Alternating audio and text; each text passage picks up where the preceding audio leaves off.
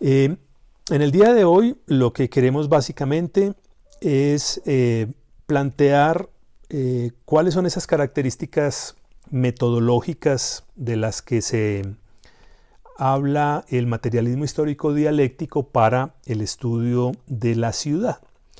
Eh, el materialismo histórico dialéctico es una corriente de pensamiento que desarrollaron Marx y Engels allá en el siglo XIX, básicamente para estudiar las formas de producción en general, pero particularmente las características especiales del modo de producción capitalista. Es decir, cuáles son esas leyes que inciden en la formación del capitalismo, cuáles son sus características y cómo podemos entenderlo. Y a partir de esa concepción materialista de la historia, otros investigadores comenzaron a estudiar el tema de la ciudad. Básicamente, para ponernos en contexto, voy a leer un pequeño párrafo de un texto del prólogo de la contribución a la crítica de la economía política que hace Marx, resumiendo en un párrafo básicamente su teoría. Y dice lo siguiente: en la producción social de su vida, los hombres contraen determinadas relaciones necesarias e independientes de su voluntad, relaciones de producción, que corresponden a una determinada fase de desarrollo de sus fuerzas productivas materiales. El conjunto de esas relaciones de producción forma la estructura económica de la sociedad, la base real sobre la que se levanta la superestructura jurídica y política, y a la que corresponden determinadas formas de conciencia social.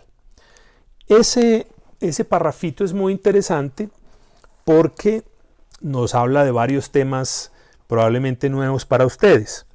Uno, del modo de producción, es decir, cómo se organizan las sociedades, los hombres y mujeres en el proceso productivo.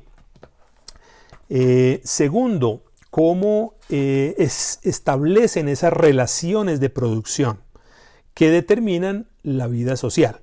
Es decir, son las condiciones socioeconómicas de una época determinada las que permiten entender cómo la gente se organiza, cómo crea sus imaginarios, cómo organiza lo que Marx llama la superestructura, es decir, la religión, las leyes, el arte, es decir, todos esos elementos en gran medida subjetivos que le dan base, digamos, a esa sociedad. Y bueno, y dice Marx también, digamos, que eso es posible verlo en un espacio-tiempo determinado, es decir, en un periodo en el cual van cambiando esas relaciones sociales de producción. Él dice que cada modo de producción incorpora también un elemento de crisis a ese modo de producción que empieza a desestabilizarlo y luego da lugar a otro modo de producción distinto, muy seguramente, dice Marx, a partir de revoluciones sociales. De tal suerte que así podemos entender el cambio, por ejemplo, de la sociedad feudal a la sociedad capitalista, el cambio del capitalismo a la sociedad socialista, que visto en un espacio-tiempo de larga duración, pues el socialismo es un modo de producción que está tratando de llegar, digamos, a nuestra sociedad, pero que va demorándose, digamos, en ese proceso. Para Marx sería un asunto inevitable de esa relación.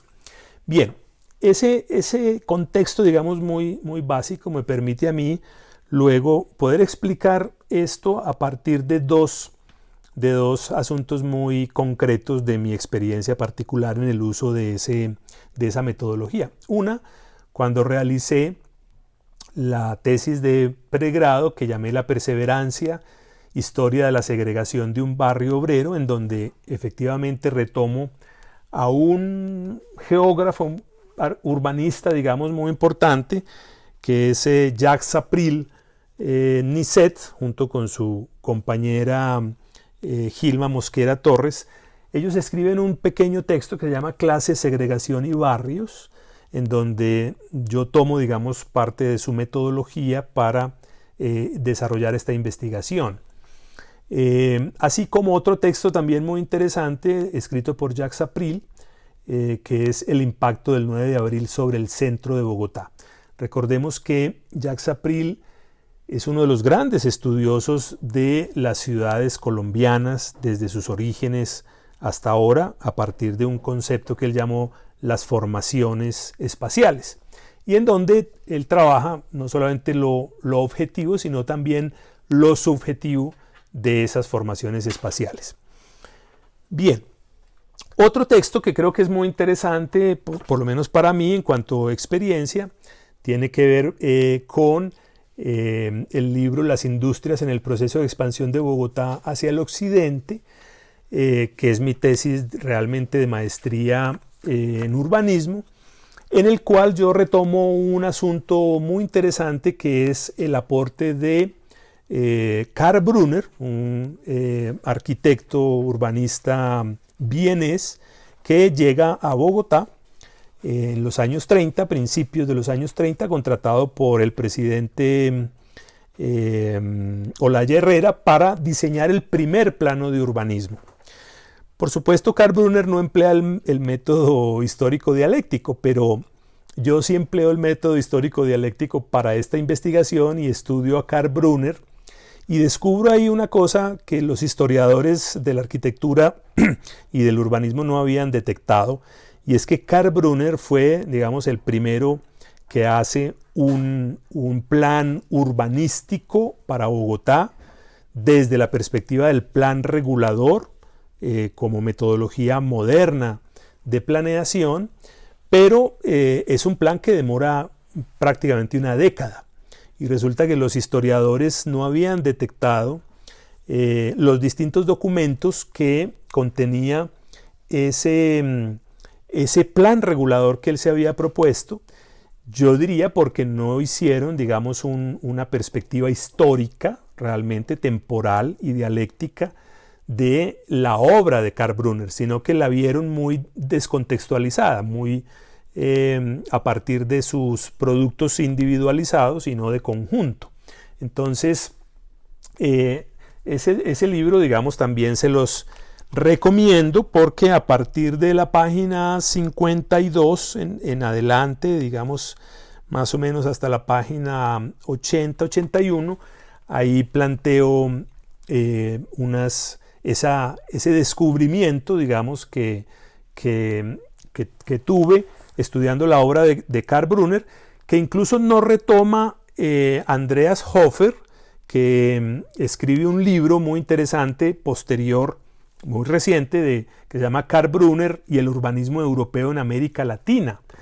Karl Brunner, un vienés, hasta donde tengo entendido, pasó un buen rato estudiando por América Latina las obras de Karl Brunner y no alcanzó a detectar esto que yo les estoy planteando.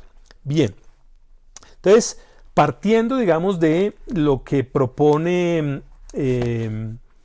Jacques April-Nisset, es posible entender ese método aplicado al estudio de las formaciones espaciales en Colombia. Esta diapositiva que ustedes están observando nos permite básicamente empezar la relación a través de dos asuntos. Uno, el modo de producción, que ya dijimos que era ese proceso que resume, digamos, una sociedad, un periodo histórico de una sociedad, unas formas de producción y unas relaciones sociales en ese proceso de producción, digamos que llamémosla capitalismo en esta época. Y unas formaciones socioeconómicas, ¿cierto? Que son las distintas actividades que se desarrollan por parte de esa sociedad para organizarse desde el punto de vista económico, bien sea a través de industrias con unas características tecnológicas concretas, bien sea a través de la agricultura, también con unas relaciones sociales productivas determinadas. Esas dos relaciones, el modo de producción y la formación socioeconómica, nos permitirían entender el tipo de hábitat, es decir, el tipo de ciudad que construimos en esta fase del desarrollo del proceso productivo.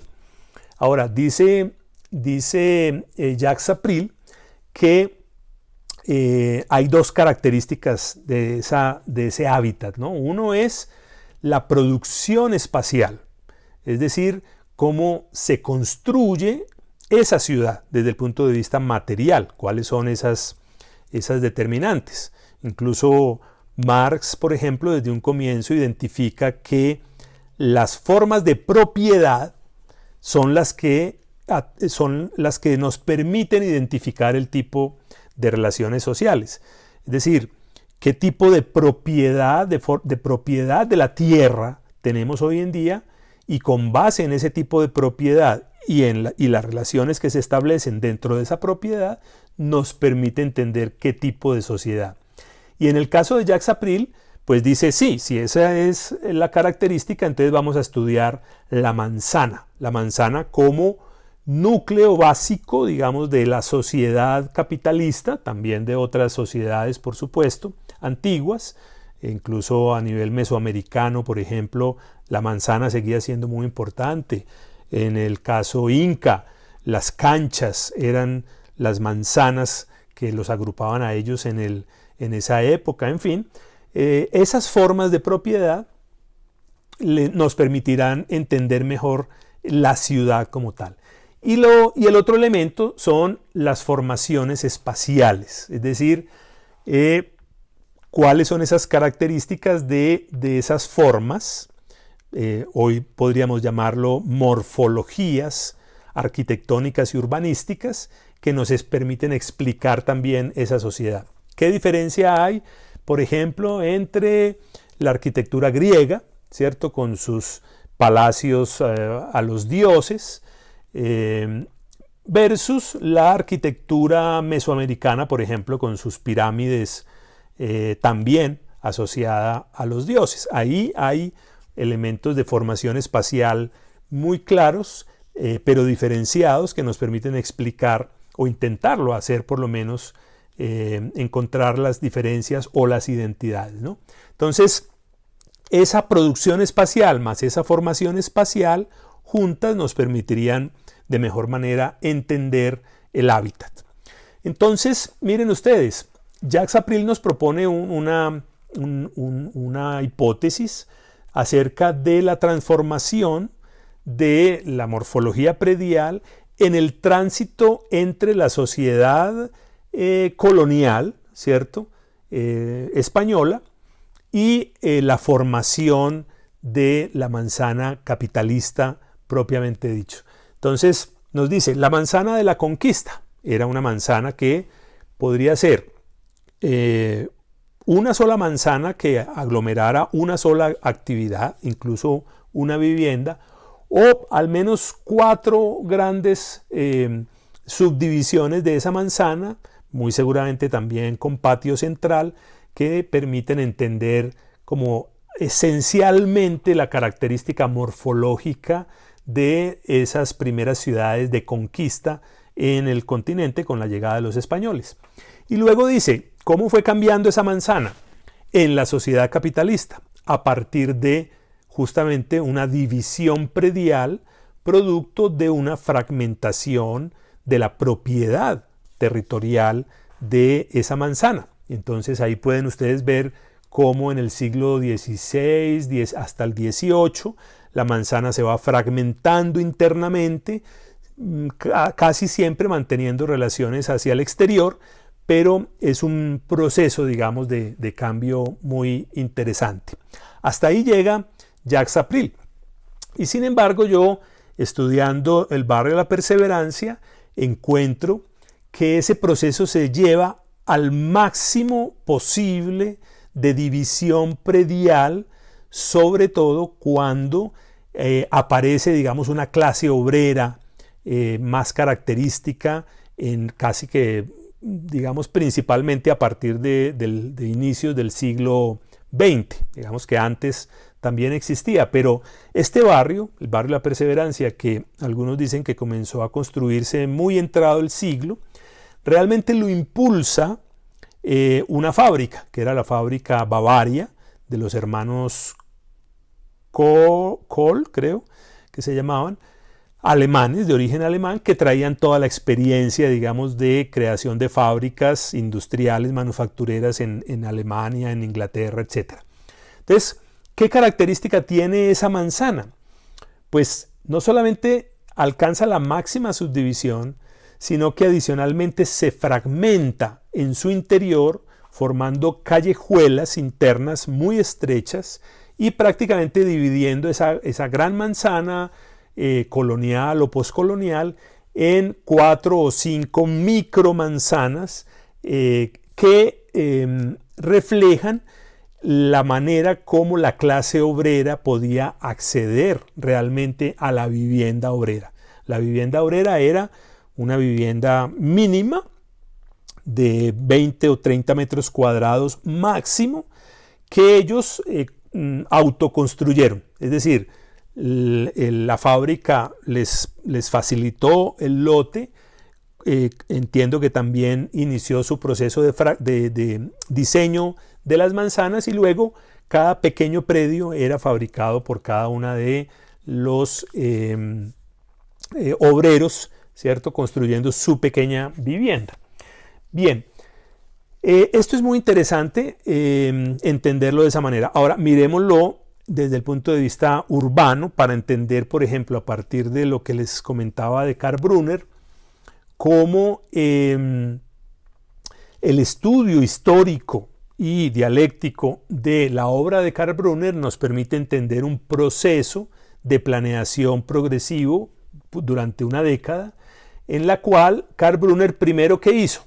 Primero, en el caso de Bogotá, estableció los límites del municipio de Bogotá con los municipios vecinos.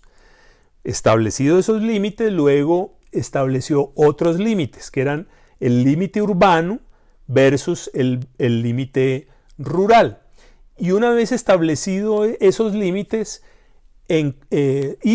desarrolló un ejercicio de entender los usos del suelo que caracterizaban a la Bogotá de los años 30, de mediados de los años 30, tanto a nivel de industria como comercio, vivienda y servicios, y generó un proceso de zonificación que luego le permitió planear la ciudad bajo el espíritu del zoning, que era dividir la ciudad por funciones.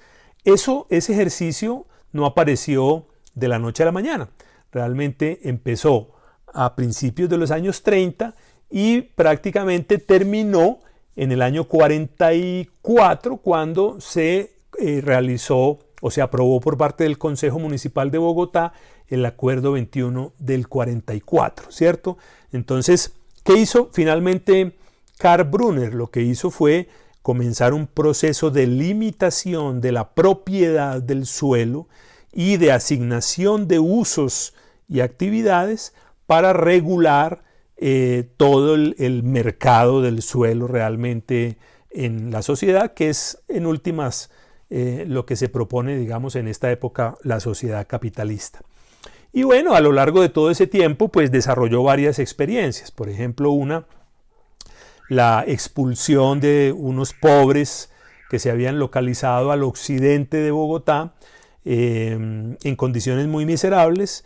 Él decide construir las casas granjas como un modelo que venía de Europa en la periferia de la ciudad de Bogotá y construyó en ese sentido el barrio del Centenario, que eran mínimas unidades de vivienda con una propiedad para cultivar la agricultura básica que sirviera de supervivencia. Rápidamente se demostró, como se había demostrado en Europa, lo habían hecho Federico Engels principalmente, que ese modelo de casa granja no podía desarrollarse en una ciudad, básicamente porque esa mano de obra que llegaba a la ciudad, pues ya no le interesaba ser campesina, ni reproducir esas formas de producción que consideraban atrasadas, sino que lo que querían era acceder a las nuevas formas de propiedad y a las nuevas formas de producción que brinda la ciudad. ¿Y la ciudad qué brinda? pues lo primero que brinda es oportunidades de empleo y tener la posibilidad de un salario permanente o por lo menos lo más constante posible para reproducir su fuerza de trabajo. Posteriormente vendrá la idea de resolver el problema de la vivienda de esas nuevas fuerzas. Entonces, desde esa perspectiva, pues me parece que esta teoría, digamos, histórico-dialéctica sigue teniendo una importancia vital, digamos, para el estudio de la investigación urbana. Es importante, digamos, entender que este método no solamente se ocupó de entender esas relaciones sociales de producción o esa manera de entender la producción y la reproducción social en la ciudad, ¿cierto? Sino que también se ocupó, como lo hemos visto en otras clases, de, digamos, de la vida cotidiana y de los imaginarios a través de otro método complementario que se llama hoy en día los estudios fenomenológicos, que entre otras cosas Federico Engels lo hizo de manera muy interesante cuando escribió el libro La situación de la clase obrera en Inglaterra, en donde él se metió, digamos, a los barrios obreros de Inglaterra, a vivir con ellos, a conversar, a entrevistarlos y a tratar de entender no solamente cómo vivían, sino cuáles eran las características del barrio, ¿cierto? Ahí, por ejemplo, descubrió la metodología del cottage, que analizado en el contexto latinoamericano, básicamente eran los tales conventillos latinoamericanos de los que hablaba Karl Brunner, o si se quiere, digamos, en México, los pasajes, ¿no? O la vecindad como tal, ¿no? Eran unas calles cerradas, al lado y lado viviendas. Generalmente en la calle tenían el acceso, digamos, al agua a través de fuentes eléctricas y generaban, digamos, toda una convivencia interior en esa forma de habitabilidad, ¿verdad? Entonces, creo que, digamos, a grosso modo, estaríamos planteando aquí los principales elementos de las características de este método histórico dialéctico.